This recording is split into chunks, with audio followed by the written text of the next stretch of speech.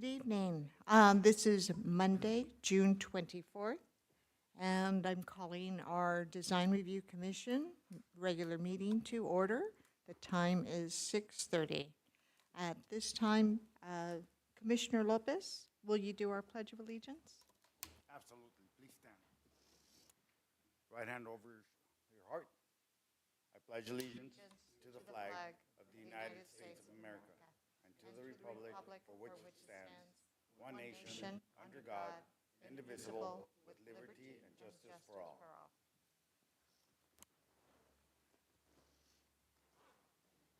Thank you. If we can have our roll call, please. Yes, Madam Chair. Commissioner Chang? Present. Commissioner Tu is absent. Chair Romo? Here. And then Vice Chair Salo is absent. And then Commissioner Lopez? Here. Thank you. Tonight's meeting is live streamed on cable channel 3 and on our online platforms. To prevent any overlaps in comments, each commissioner will be called upon to speak. Number 1, public comment. This is the time set aside for members of the public to address the Design Review Commission on items of interest that are not on the agenda, but are within the subject matter jurisdiction of the committee.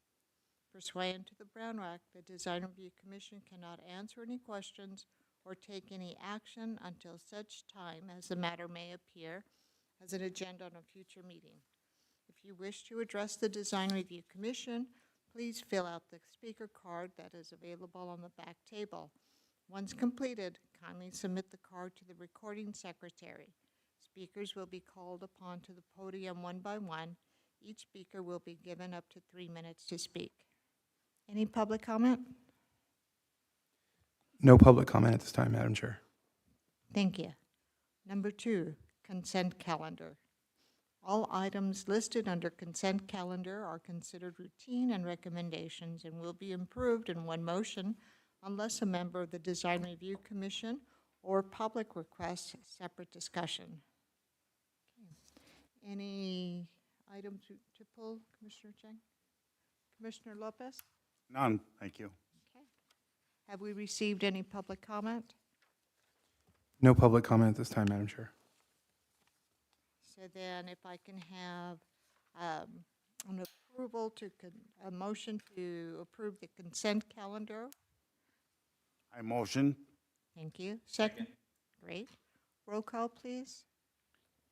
Commissioner Chang, or excuse me, yes, Commissioner Chang? Yes. Commissioner Tu is absent. Chair Romo? Yes. Vice Chair Salo is absent. And Commissioner Lopez? Yes.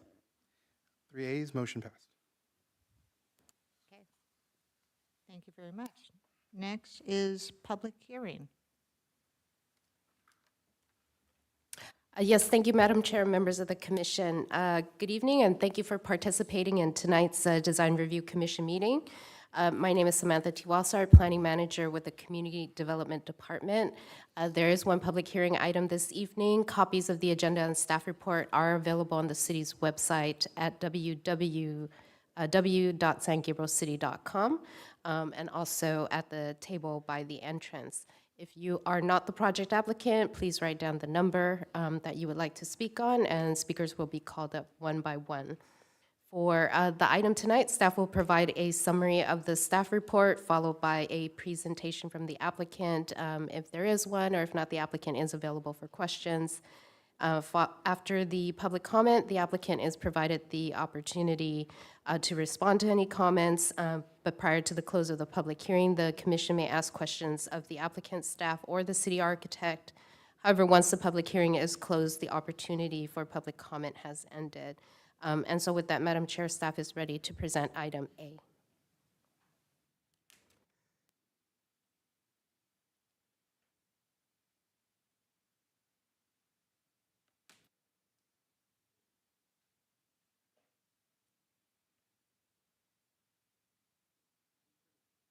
So sorry, one moment.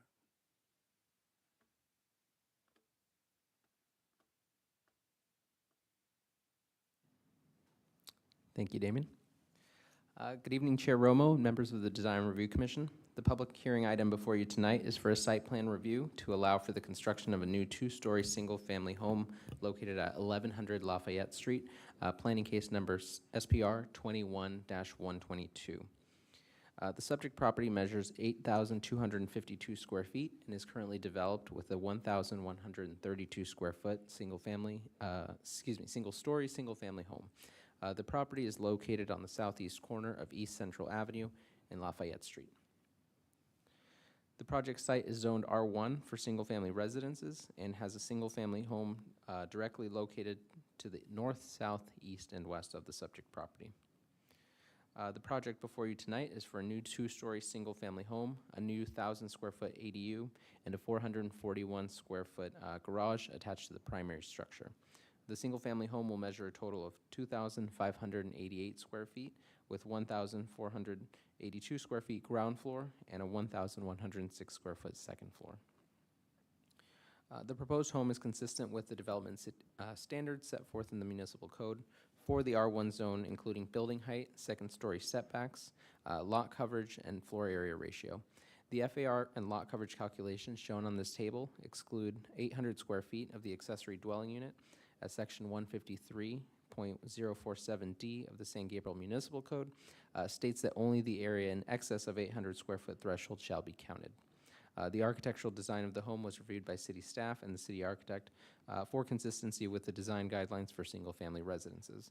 The proposed design exhibits features of contemporary Spanish-style home featuring a tile roof, stucco-clad walls, and Spanish-style decorative corbels and a chimney cap. Other features found on the home include decorative shutters and recessed dark brown windows with grids.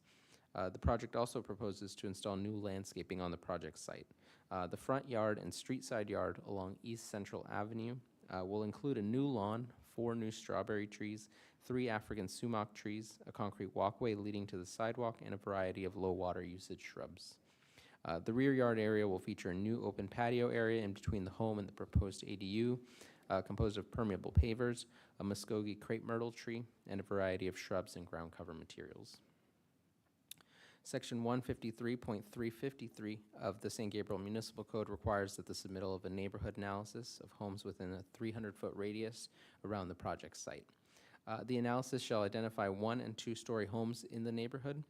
The neighborhood analysis identifies 16 properties with 2-story single-family residences within a 300-foot radius.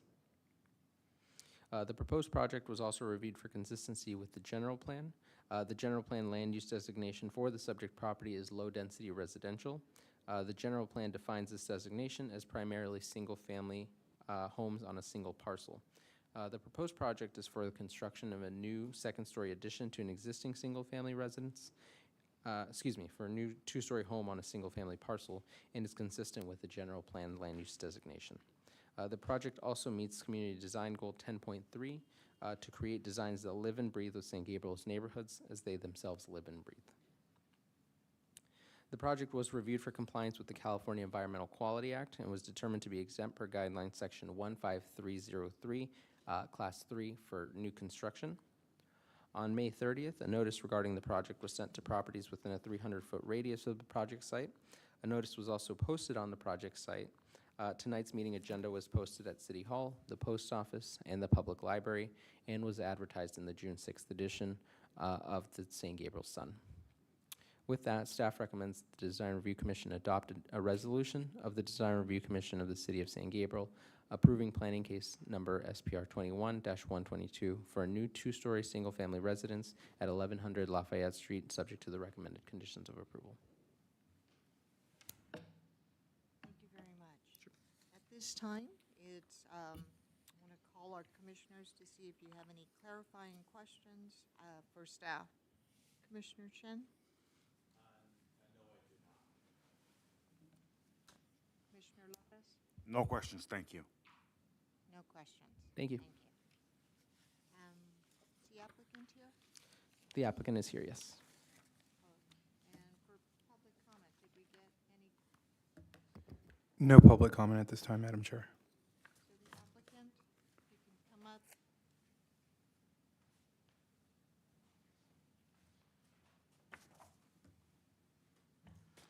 Good evening, Chair and members of the commission and staff. My name is Tom Lee, and I'm the designer of the project. And I don't have a presentation prepared, as staff has prepared a great one already. And I just want to say that this property will be owner-occupied. It will be occupied by the family and the ADU, potentially extended family. And I've read through the conditions of approval, and we're in agreement of all of them. Great, thank you very much. Before you sit down, I want to see if any of the commissioners have questions for you. Sure. I do have a couple of minor questions, just want to share with you. Your play height is basically 10 feet, showing on the plan, or 9'6" in some area. Correct, and it's 9'6". And which fortunately is still look balanced when you look at the height, the width, and so it looks fine. I am a little concerned about the front door.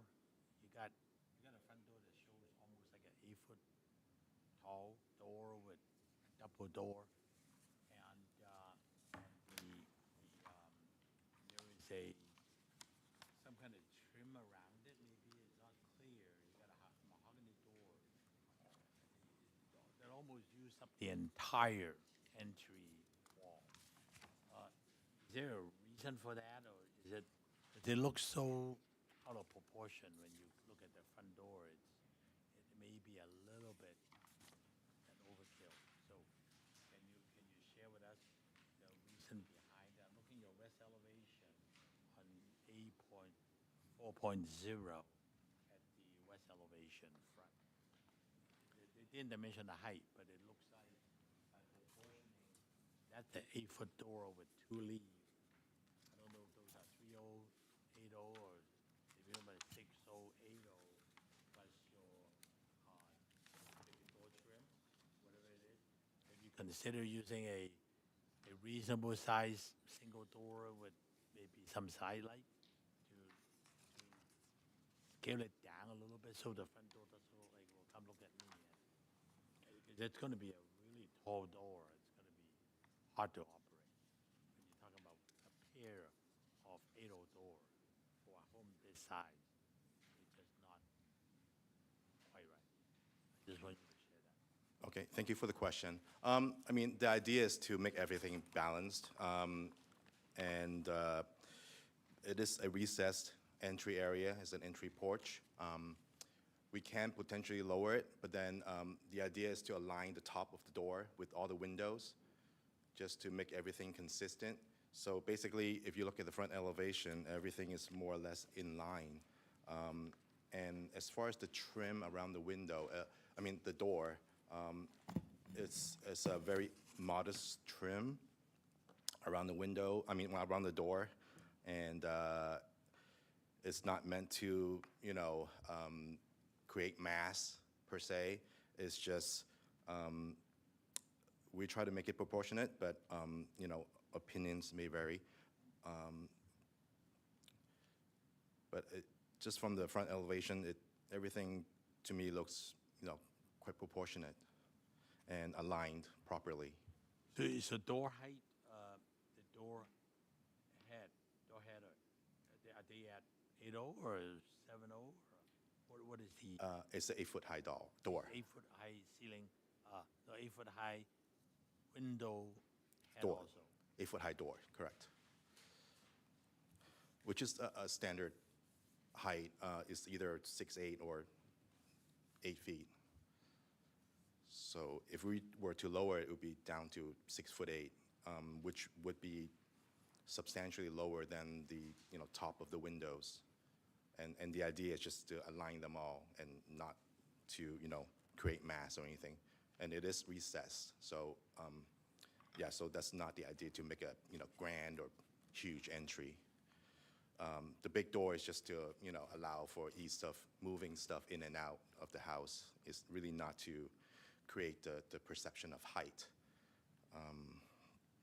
As you can see, there's a low roof overhang across the front of the building as well. So it's definitely not the intent to have that height or massive perception. but is rather to just make everything look balanced and lined up. And your second floor window height is what? It's 7'6". You have a 9-foot ceiling, right? Correct.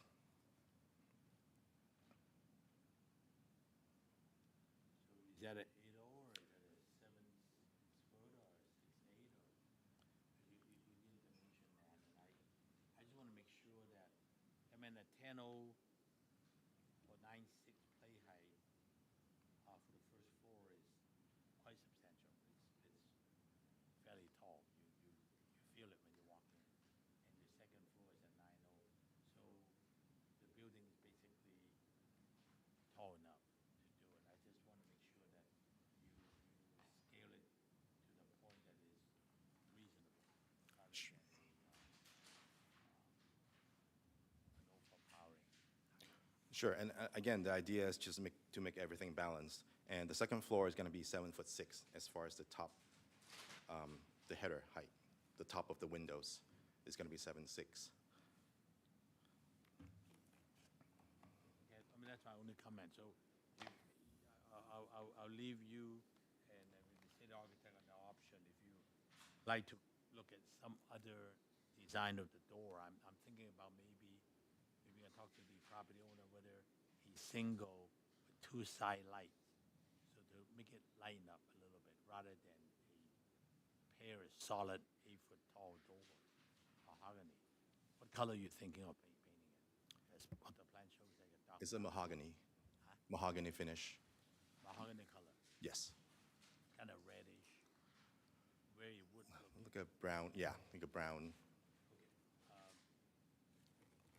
Okay, I'm not gonna let that become a hindrance for approval, but I just want to give you the option of how to improve that front door look so it doesn't look like a solid piece of wood all the way across the entire entry.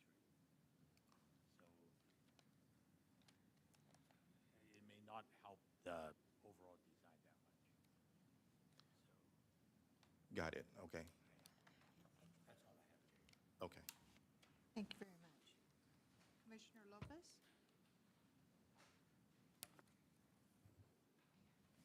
Thank you for coming. Along the same lines, when you look at the rendering you show here, it's kind of at an angle, so it's kind of deceptive to how big the door looks.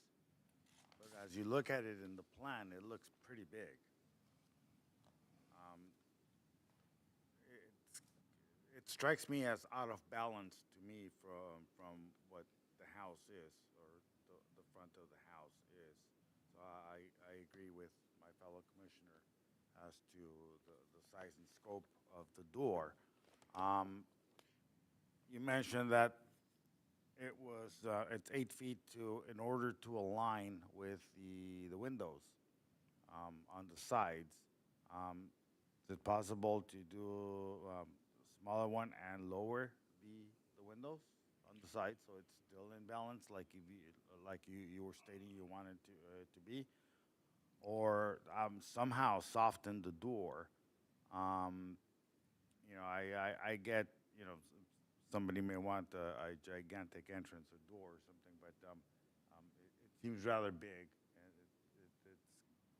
it kind of sticks out, and it immediately catches your attention, even when you're just looking at it from a colorless rendering here. So I could just imagine what it's going to look like when you actually drive by it or walk in front of it. It's going to look pretty massive. Have you considered anything different along with our city architect, Mr. Nestor?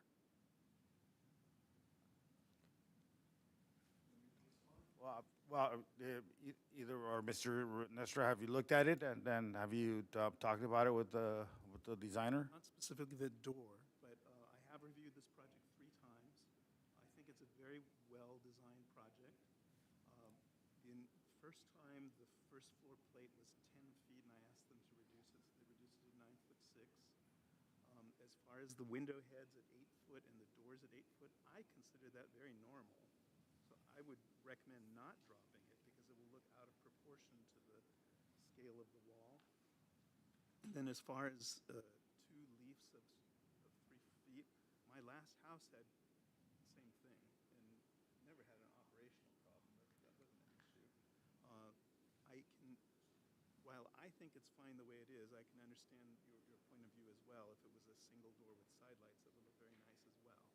So I could go either way, but I really don't have a problem with as presented. I see. That's my question.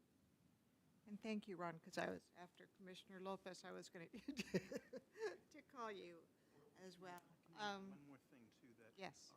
the house in the first scheme, first submittal, was a lot more symmetrical, and I recommend that they give more texture and depth, and they've done that. So I think they've done a lot of what I've asked for.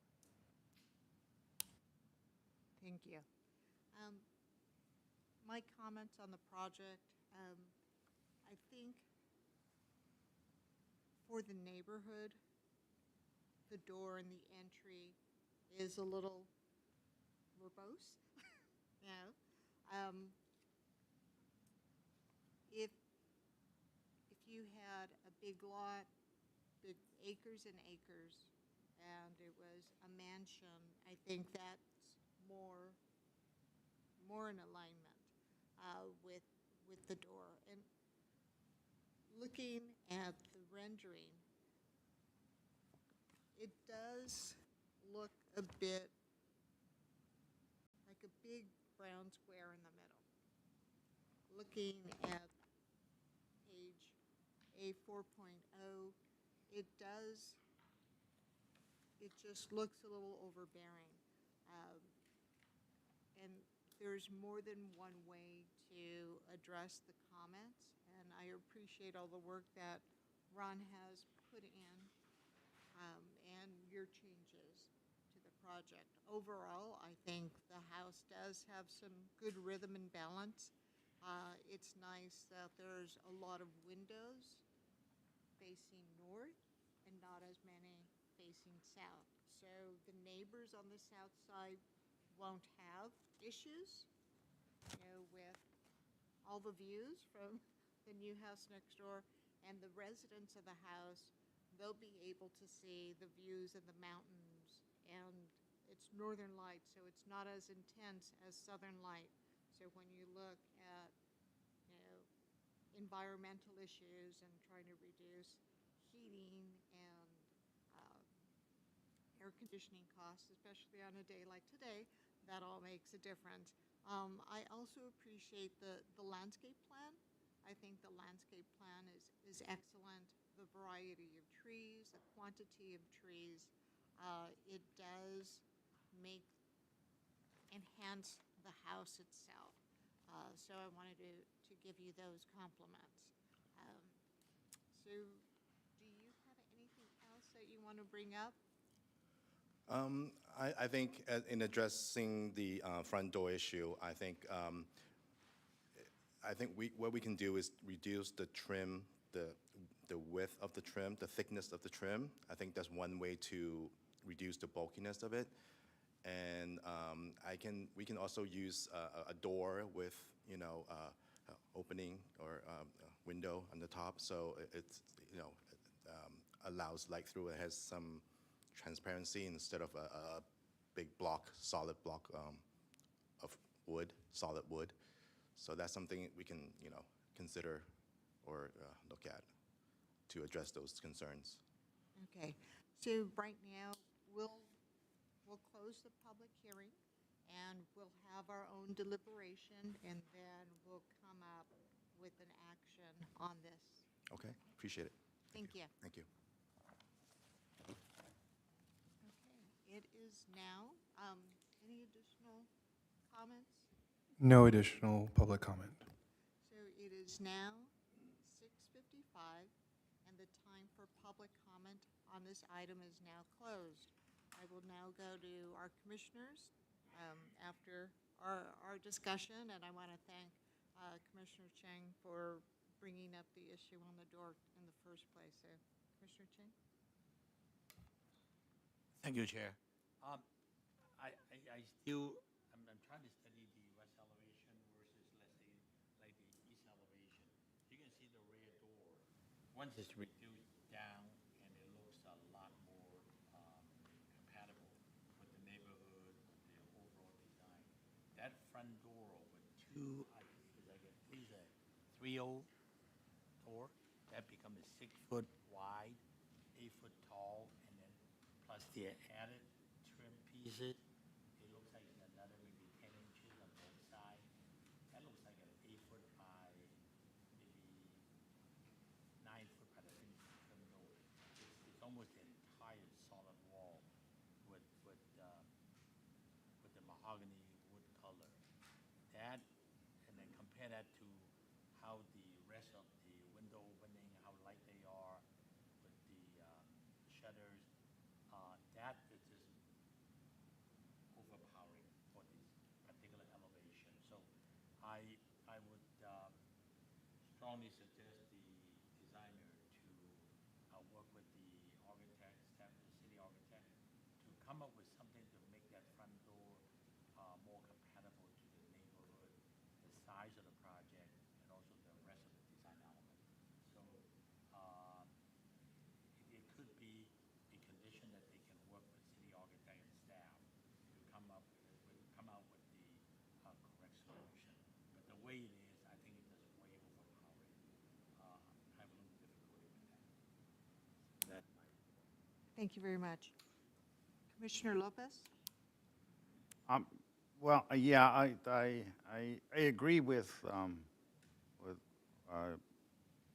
fellow commissioner as far as the front door. As I look at it more and looking at all the lines, I still contend it looks awfully big.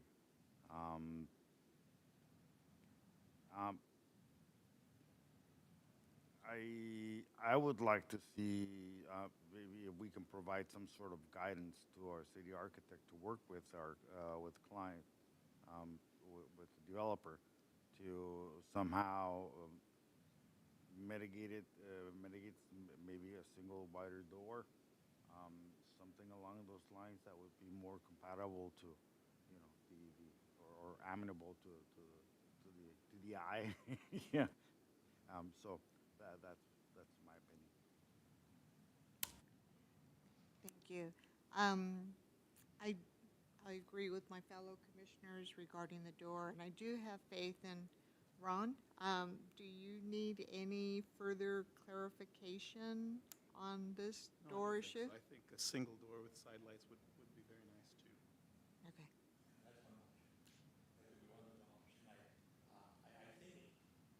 if they try to come up with a couple of different options, like single door with two side lights, you'll line up the whole thing, it will look a lot more compatible to the neighborhood, to the size of the building. And, or if they definitely want a double door, then it has to be something a little bit more transparent, like maybe some lights on the top to line it up, rather than two solid 6 by 8 panel door with trim pieces.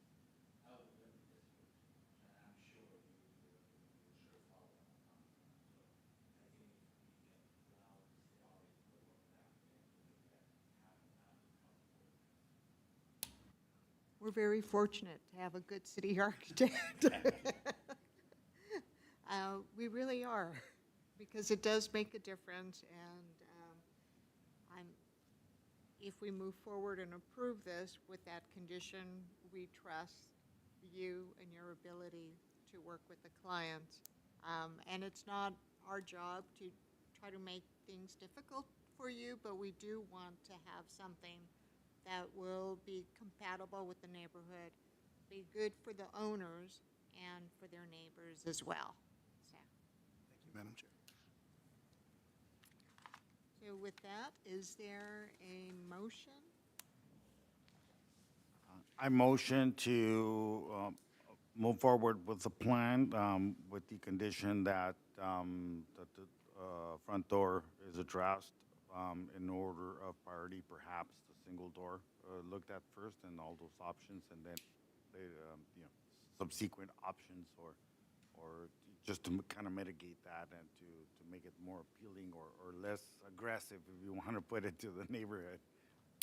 And then they would be working with our city Yeah, architect. correct, yes, and yes. Would not need to come back to this body. Absolutely, yes. Great, thank you. Is there a second? Great. Roll call, please. Commissioner Chang?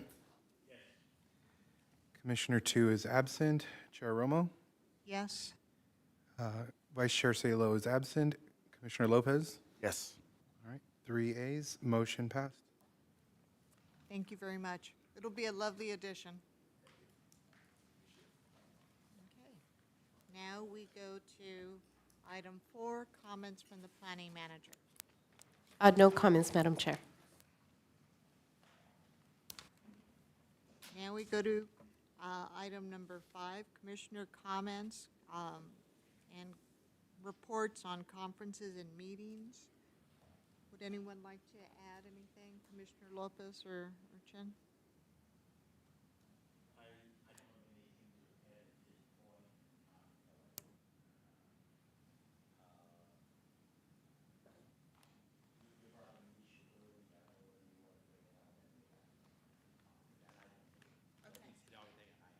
Okay, yes. Madam Chair, so in some of the most current projects that I'm reviewing, not before you today, but soon to be, I'm concerned that there is some non-permitted activity of removing trees before it comes to your overview.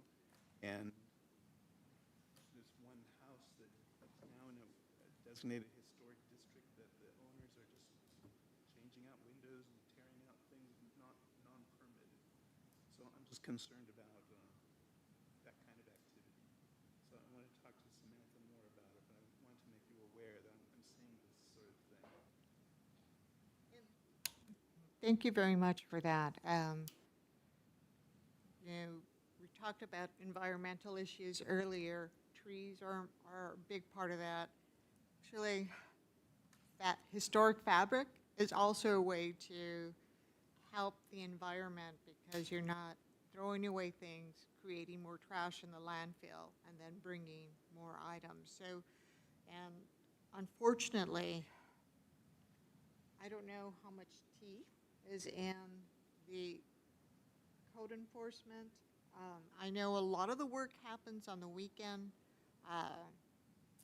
So I don't know what the best way to approach this. Maybe on the historic district, if there are pictures before and after with the survey, when they come to this body, then we can try to help add some teeth, and I'll have an offline conversation with Sam, because I do think if we're going to keep part of San Gabriel's charm, then we need to help preserve what we have and allow for future growth. I know in Pasadena, with a lot of the historic homes, they can do certain improvements on the inside, change out the windows with the wood, double pane, and other things. So you replace but enhance the historic fabric.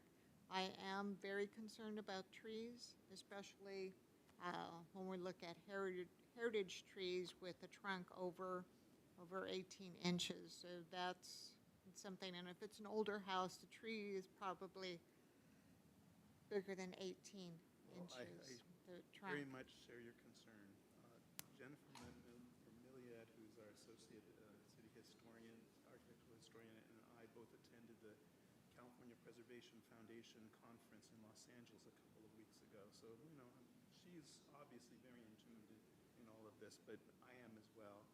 And we were on the phone today commiserating on the loss of some of these resources and that people are just doing it on their own. And also through the Historic Preservation Commission, you know, they've now designated certain areas of the city to be historic districts. And so now when I get a project, the first thing I do is see if it's in one of those designated districts. And I was suggesting to Jen, and Jen said she had suggested to Sam that maybe we historic districts and the implications of proposed projects within that. So I want to put that out there. Yes, and I also think there needs to be consequences, because without the consequence, then people take a lot of liberties.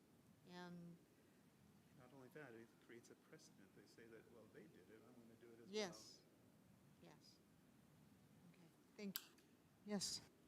I just want to echo some of the comments you made and say the argument made. Tree preservation, of course, is important, especially those heritage trees. But then the argument said, well, then what about stopping from development? I think what other cities have done, and I have worked with them, is that if you absolutely have to take out one tree, the city council and or the city body would come up with some way that you can either have to replace it or replace some smaller one with two, so that at least the city vegetation will maintain pretty much the same. We don't want to start losing greenery in the city in the long run. So if you take out one tree, you may have to replace it with two smaller trees or something equivalent in size. That's one way to do it, so that we can still encourage development, but you got to get back what you take out. So that's one. Historic buildings, great architectures, and some elements, those, we already spent the effort and identified those. Those are important too. You start tearing out all this value of architecture in this city, the mission stuff. We're not going to see it again ever. This is part of the history of this city, and they need to understand that. So I think it's a lot of education to the design profession, the architect. If they take it seriously, understand that it is their responsibility to protect what's out there that are valuable. It's important. So through education and city law enforcement may have to work with planning to tell them that there are consequences. You don't just come and just rip this out and say, sorry, it's too late. Otherwise, in the long run, we'll start seeing a lot of loss to the city. Yeah, I just want to comment on that. You know, in the news today, there's an article about the city of Whittier is going to remove all these trees on Greenleaf Avenue, and it said that the trees that they're going to replace them with, it will take 24 years for those trees to reach the same level of carbon absorption. 24 years. That's incredible. Yeah, and I think on tree issues, especially ficus trees, there is basically, oh my gosh, a disease on the ficus trees and jacarandas and a lot of other trees who, in the 50s and 60s, they planted an abundance of ficus trees. Ficus trees aren't the best street tree for several reasons. Their root system, they belong in a rainforest. They provide the canopy, a lovely canopy. However, looking at the type of tree that's going to be planted, you can do things. So if you want to replicate the canopy, but not the root system that will lift sidewalks, streets, houses, buildings, go into sewers, what have you, I think those are the types of things that need to be looked at when you look at a street tree master plan or trees for homes. That needs to be looked at. And then right now with the utility companies cutting down trees, they top a lot of them off. So in a few years, we're going to have dead and diseased trees because trees, for the most part, don't do very well after they're topped off. So looking at our street tree master plan, we need to look at utilities and what trees would go best under the utilities with a weaker branch structure, a tree that's not going to grow as tall, because it's an overarching issue. And I have a huge deodar in front of my house that's probably been there close to 90 years or more. There's not a lot of trees on my street, and guess where cars like to park? They like to park right in front of my house so they can benefit from the shade of the tree. And so there is, people desire the shade. And when you look at days getting warmer, and now on Redfin, if you look, they have a warning, more than 10 days of over 90 degrees, and it has been getting hotter, and it's projected to get hotter. So the more we help our environment with trees, we benefit from the shade in our homes and on the sidewalk as well, yards, etc. But I will talk to Sam. I do believe there is a replacement issue. And so it's not you, if it's a large canopy tree, you just cut it. You either have to replace the canopy size, something within your property, or donate the money to the city, kind of like an inclusionary housing plan. If you don't build the units on your property, your development, you give the city the money to get that. Yeah. Yeah, so I think those are all things that we need to look at. And I did admonish one woman who topped off her tree, and I looked at some pictures on Google Earth and stuff, and they had, the trimming was done fairly recently, and she said, no, it was, I go, no, you can't say this because there's photographic evidence of the tree being tall, and you don't cut a liquid amber with a 20-foot trunk off the top. You know, you're just killing the tree. So I will be vigilant on trees, and we did save some oaks on Broadway. And I keep on, every time I pass on Broadway, the one that we wanted to save, that one is still looking good. The other ones look really, the ones that the arborist said they were really sick, they do look really sick and are dying. But we have to take care of our trees, definitely. Commissioner Lopez? Well, I agree, but if I'm not mistaken, what I heard is that there's some people are bypassing our commission by doing it illegally. So first is what is our recourse, not only as a commission, but as the city? What is our recourse? What are our options to enforce these things? But also, if some of it may be as simple as, well, perhaps not simple, but even when there's a transfer or sale of a property, in the realtor contracts, if the new owners would have to acknowledge that they are aware there are restrictions as to what they can and cannot do with the property. That would go a long way, because a lot of people, wow, I didn't even know it was a special zone, and I bought this house because I envisioned, something, doing something with it. And what does the city need to do? Is it something where they would have forums for realtors, or any realtor that wants to do business in San Gabriel, or some of the cities that they have to be part of it, or be certified, or I don't know. I don't know what the mechanisms would be, but that would be a long time. And also the enforcement, if the minute somebody starts doing something, immediately the inspector's there is like, what are you doing? Yeah, and I think that's the big issue. How do neighbors look at reporting things and reporting trees being taken down? The process to get a tree permit, to trim or to remove a tree isn't that difficult. And you can remove any type of tree. If it's a fruit tree, that's no questions asked. That's kind of by right. But I do think it is important to try to figure out a way, if people are cutting down trees, to try to put some teeth.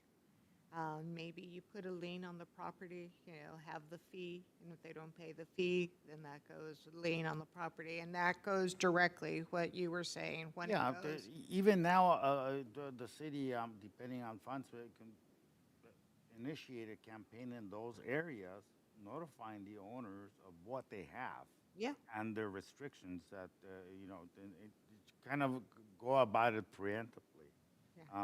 As opposed to waiting for it to happen, and then suddenly we're in a fight where we're, castigating them with fees and penalties and things like that. But so there's always a claim, well, I didn't know, But there's also, it would you behoove them have to the carrot to and the know. stick. Yeah. And with the Heritage District, in Pasadena, they have, it's cachet to live in bungalow heaven, or, certain areas, there's cachet. There's cachet in Altadena. Oh, I live on Christmas Tree Lane. And all of those things started many years ago by preserving trees and homes. Correct. And if we want to keep San Gabriel's charm, then that's something we need to work with. But I think there are some projects that get approved that don't come to this commission. But I think the overarching issue is building preservation if it's in a historic district, and looking at our tree ordinance and that enforcement and the penalty of it. So I think those are the main things, and I'll gladly talk to Sam and Aldo and see if there's anything we can do to try to move something forward. And that would have to go to city council, correct? Right. For the benefit of the Design Review Commission, the districts that the city architect speaks of, that is currently in draft form. So potential districts have been identified in the survey that was completed last year. And currently the city is at phase 2, where the consultant for the city is refining their survey and documenting what makes a property identified as having potential to be a contributor, either as a resource in itself, that individual property, or as a contributor to these districts. And so what the city architect is mentioning is that as in draft form, staff and the consultant and the city's architectural historian is working to define these boundaries and to identify these properties, that we're kind of in this transitional state where the projects are coming through, and Ron and his team are doing their best to communicate that now the city is going through this process, and there's an additional layer that property owners are going to be aware of. With any transitional period, there's going to be this educational factor where the staff and the city will have to take time with property owners, in particular with these areas. Again, from the first day, at least when I started, that was one thing that was clearly communicated, that the city has a strong interest in creating these districts and preserving these areas, in particular at the north and the western ends of the city. So that's currently where the city is at with that project. And if the commission would like, the city's consultant can come before the Design Review Commission to kind of go over all of that. One of the incentives that was mentioned was similar to designated properties. Currently, designated properties are only subject to the Preservation Commission. So one of the incentives is they would not come before the Design Review Commission and only be subject to a singular review under the Preservation Commission. And so that is one item that staff is looking at with the consultant, whether properties that may not be currently designated, that they follow that same track. So that's something that we're looking at. but the consultant can come here to go over the districts and the themes of the districts and what makes one qualify over the other, and really where that line was drawn between one side of the street versus another side of the street, or one portion of a block and not the other portion of the block. So there is still that educational factor, first for the commission and then again for the property owners, just so that they understand. One tricky component to what the city architect had brought up is for property owners, if we want to be optimistic about it, it could be just lack of not knowing to check with the city first. Sometimes owners may think I'm retrofitting a window. If I pick something more modern versus something more traditional, you know, really what are the consequences? Are there consequences? And so if we want to be generous with that, it could just be that sometimes as a property owner, that's not something that you think about. And so catching those and what are the repercussions to something like that's challenging, because even after having a property owner come in to get an after the fact permit, the character of that exact window has already been lost. And so what you can put in place is maybe a design or a style that may be similar to kind of preserve it, but the actual window itself, I mean, that's a loss. And then afterwards, there's the cost factor where I've already paid for these windows. And so what do you do in that case? So again, the educational factor will be the most important, and we'll try to capture those as best as we can, but there will always be that challenge with the after the fact works. And we want to be generous to property owners that, you know, maybe it's just a lack of not knowing, in particular new property owners. Maybe they're coming from a city or an area where there aren't these requirements. So it's just about getting the information out there as best as we can as we define the districts and the properties. And as projects do come before this commission or the Preservation Commission, we'll do our best to catch those, but there will be this transitional period where there'll be some losses. Yeah.